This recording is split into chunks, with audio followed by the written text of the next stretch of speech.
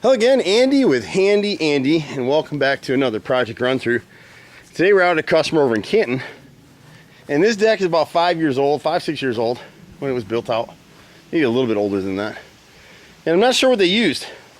They used some sort of notch decking, a 2x6 that was beveled on the bottom. It's almost like it was some sort of a wood product meant to somehow be installed the same as Trex. But you can see they nailed everything. And so when you're doing decks, people don't want to listen to me. If you're just flipping a house and you don't care, go ahead and nail it. But if you're going to stick in your house for a while and you want a quality job, you want to drill pilot holes. Everywhere you see a nail in here, see all the splits in this wood? Some of it's from the sun. Some of you can finish it. You can follow the trail right through the nails. So these guys using air guns with a lot of pressure to zap this wood. And new construction, they just don't care. They're getting it done for the most part. They get the cheapest sobs, and you have no idea when you buy the house. And so what ends up happening is everywhere you got a nail on these treads, they're split. So most of these are shot. The back treads, ironically, because they don't get as much pressure from your feet, didn't split so much. But all the front treads are split, so all these need to be replaced. The other thing my brother will need to look at is how to really install these posts.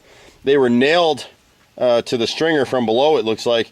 They're really supposed to be bolted, so we'll see that once we get these treads up. And then up here you can kind of see what's happened.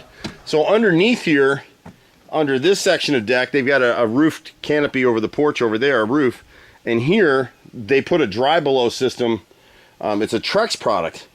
And so it's kind of a, I don't know how you want to describe it, but they basically sealed off between the joists. The joists run this way, perpendicular to the decking.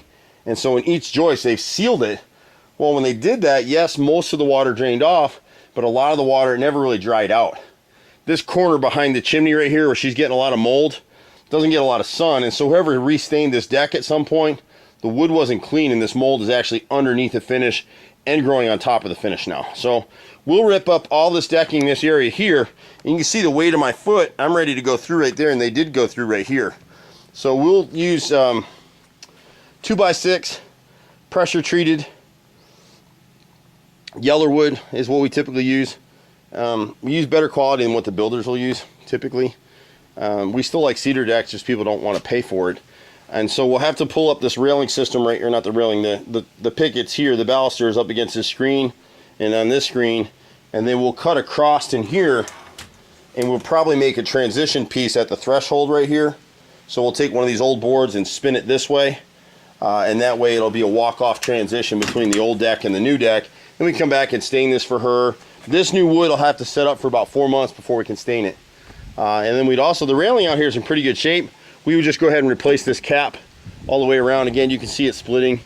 On your decks, what we try to recommend to our customers, they hate doing it, but you really want to rotate years. So 1 year do your railing, 2nd year come back and do your decking, and if you got a cap, go back over that again. The UV rays in the sun are breaking this stuff down. If you don't take care of your wood, it's going to rot. Even, especially now the new pressure treated wood, it just doesn't hold up as well as the old stuff.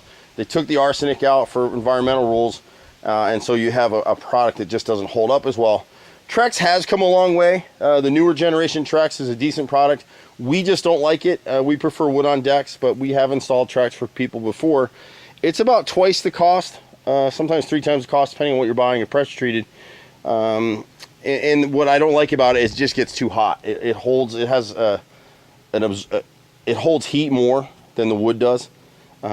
So that's kind of our take on it. So we would replace this cap on top of the railing, left and right sides as well, and the treads going down the stairs. We do all kinds of stuff, my brother and I. I've been doing this stuff for bloody 25 years in Atlanta. It's so hard to believe that I'm even that old. But yep, 25 years in Atlanta. She just had a great fence guy do this fence. She was really happy with him. So if you need a fence guy, let us know. We don't typically do those. We repair them, but we just don't want to waste our labor doing fences. The house is in pretty good shape, except here where this post settled right here. So we probably need to go ahead and just cut that rotted wood out and slide a beveled down pressure treated plate on top of that column, and then let that cure out and then come back and paint it. Hopefully this porch is done settling, and that would be our solution for it. But now it's because there's a gap, now your freeze board around the corner there is starting to rot. But overall, great house.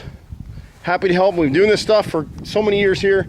My brother, myself, and 30 guys running all over Atlanta. Sometimes in this truck, sometimes in being driven around in a conversion van so I can get more done. Find us online at HandyANDYFixedIt.xyz, or reach us in the office 770-912-2829, or you can usually get to me personally at 770-265-9017. I'm Andy. See you at the next house. Bye for now.